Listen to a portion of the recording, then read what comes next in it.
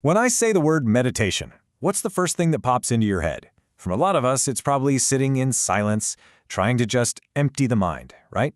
Well, it turns out that's only a tiny piece of the puzzle.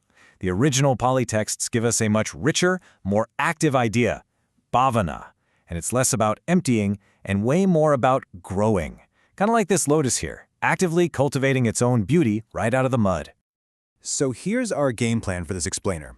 We're going to unpack what Bhāvanā really means, get into why it's so important, see how it involves our whole being, body and mind, and then look at the actual step-by-step path for putting it into practice in our daily lives.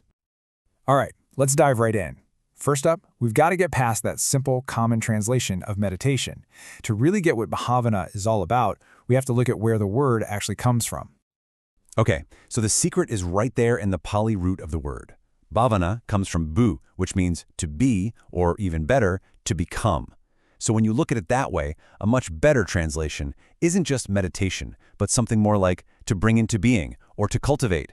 Seriously, think of yourself as a gardener tending to a plot of land. That's the real spirit of Bhāvanā. You see? This just completely flips the script. The goal isn't to passively create a blank space in your head. It's about getting your hands dirty and actively, intentionally developing good stuff. Qualities like clarity, kindness, and calm. You are, quite literally, the gardener of your own mind. So if Bhāvanā is the how, the actual act of cultivation, then what's the why? I mean, what's the whole point of all this mental gardening anyway? Well, the original texts are crystal clear on this one. The ultimate goal is nothing less than the destruction of the asava, often translated as taints or cankers.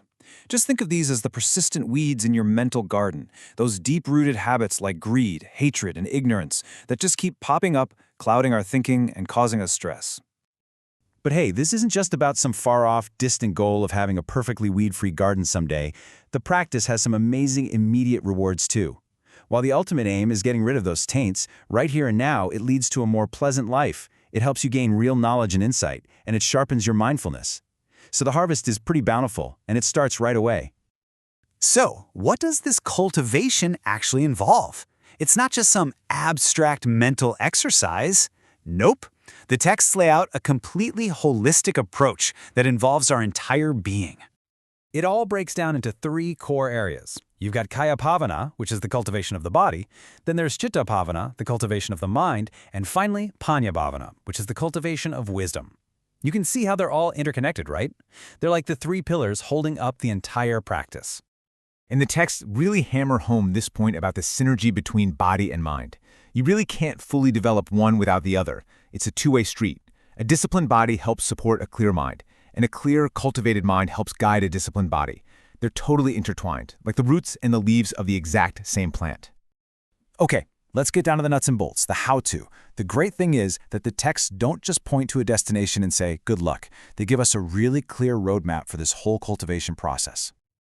And the instructions couldn't be more direct. Bhāvanā is presented as the key. It is the specific tool, the prescribed method for doing this profound inner work of uprooting those taints and developing what's wholesome. Now, at the very heart of this practice, we find the 7 factors of awakening. And this is so cool because it's not just a random checklist, it's a living, breathing sequence where each step naturally leads to the next. It all starts with mindfulness. And when you're mindful, you naturally start to investigate things. That investigation fuels your energy. That energy can bring about a sense of joy, which then settles into deep tranquility. From that tranquility, real concentration becomes possible, and all of this culminates in a state of profound balanced equanimity. See how it flows? And you can see this beautiful domino effect described right in the texts themselves. This quote says it perfectly. Once your mindfulness is solid and steady, this natural curiosity just bubbles up, and that's investigation. You start paying attention, and then of course you want to understand what you're seeing. It's a beautiful, organic process. So, let's bring this all back down to earth. Because Bhāvanā isn't just something you do on a meditation cushion for 20 minutes a day. Not at all. It's about cultivating these positive qualities in every single moment of life. And the texts give us this amazing toolkit for the mind, with specific practices for whatever we're dealing with. Feeling angry or resentful? Well, there's a practice for cultivating loving kindness. Is your mind all over the place? There's mindfulness of breathing.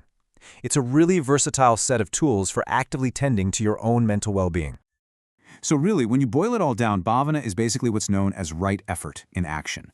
It's this ongoing moment-by-moment choice to notice the weeds of unwholesome states and gently let them go, while at the same time consciously watering the seeds of what is good and beneficial. It's a continuous, lifelong process of mental gardening. You know, this ancient idea of mind cultivation is just as powerful and relevant today as it was thousands of years ago. So the question it really leaves us with is a personal one. As the gardener of your own mind, what seeds will you choose to plant today? What qualities, maybe patience or clarity or kindness, are you going to decide to cultivate in your life starting right now?